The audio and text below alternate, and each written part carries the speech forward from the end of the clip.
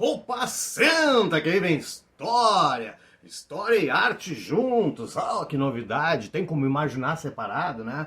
Separadas essas duas áreas do conhecimento? É claro que não, a arte é o fruto, é o reflexo aí do seu tempo, do tempo em que é produzida e atende a interesses, muitas vezes, né? Atende a interesses aí da conjuntura do momento em que é produzida e explica muito do contexto em que é produzida, né? Então não há novidade nenhuma nisso, né?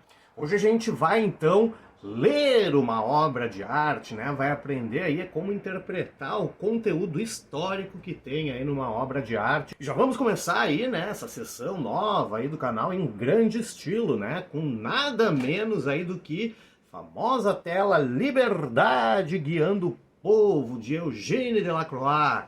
Gruda na tela, vem comigo então.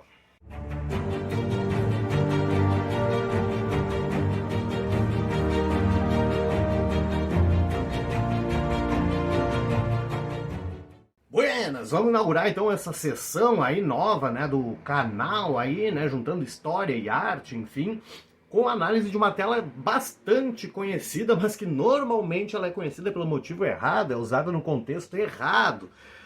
A tela é essa aí, né? A Liberdade Guiando o Povo, do Eugênie Delacroix.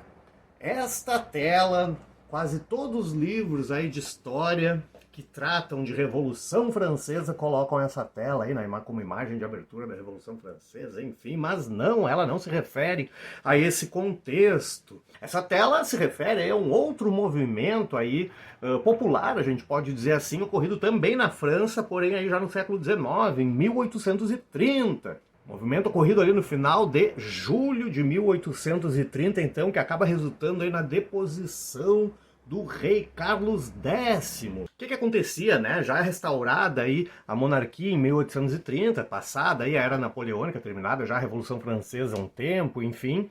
Carlos X, né, aproveitando-se desse contexto aí, ele resolve dar uma guinada aí conservadora, acabando com o governo constitucional, fechando o parlamento e tentando, inclusive, restringir aí a liberdade de imprensa no país. Resultado disso, né, então, esse movimento que vai unir povo, que vai unir burgueses e até mesmo nobres, e que vai resultar, como eu falei, então, né, na deposição aí do rei Carlos X.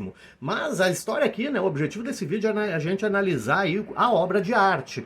Vamos dar uma olhada aí nos elementos, né, enfim, que compõe essa obra de arte, como eu falei, bem conhecida, e a figura central, então, representando a liberdade, né, para nós aqui, enfim, é mais conhecida ainda, né, ela acabou figurando, sendo utilizada aí como símbolo da República em muitos lugares, inclusive no Brasil. E ela tá aí com peito aberto, né, o peito aberto significa aquela disposição aí para a luta, aquela disposição irrefreável para a luta. Observa aí no porongo dela, observa aí na cabeça dela aí o barrete frígio, lembra dele, né, da primeira fase, aí, especialmente da Revolução Francesa, aí, da Assembleia Nacional ou da Primeira República Francesa, 1789, 1794, né, ele virou ali um símbolo. Ainda que o movimento, né, esse de 1830 não tivesse essa característica toda aí de volta àquela república, enfim, mas ele coloca, o Eugênie Delacroix, né, coloca aí esse símbolo na cabeça dela, né, na cabeça da república. Até porque, né, a monarquia continua no país, né, vai ser restabelecida, porém com a posse aí do chamado, entre aspas, rei burguês, né, o chamado aí, o Luís Felipe de Orleans, tá? Buenas, a gente tem ainda aí como elementos para entender aí, né, para interpretar a tela e a história que tem por trás dela, esse triângulo central que compõe a figura, então, com ela, né, ao centro, com ela ocupando a posição superior, a República, ao lado esquerdo dela, ao lado direito de quem olha a tela, como a gente está fazendo agora, tem ali um jovem, ali um menino, né, que nos dá a ideia de que esse movimento aí, além de ter atingido, né, todas as classes sociais, enfim, atingiu aí o povo de uma maneira, né, de uma disposição total em que até homens, mulheres e até crianças ou adolescentes participaram, né, do conflito. Esse menino aí, esse jovem aí tá com duas armas, tá com uma arma e uma pistola em cada mão. O outro lado aí, a outra ponta do triângulo aí, a gente tem pela casaca ali, né, pelo traje, pela cartola, um membro ali da tela, né, um elemento da tela representando a burguesia. Durante muito tempo aí se teve aí uma discussão se esse rapaz de cartola aí não seria um autorretrato do Eugène Delacroix. Ele mesmo disse que não participou do movimento, né?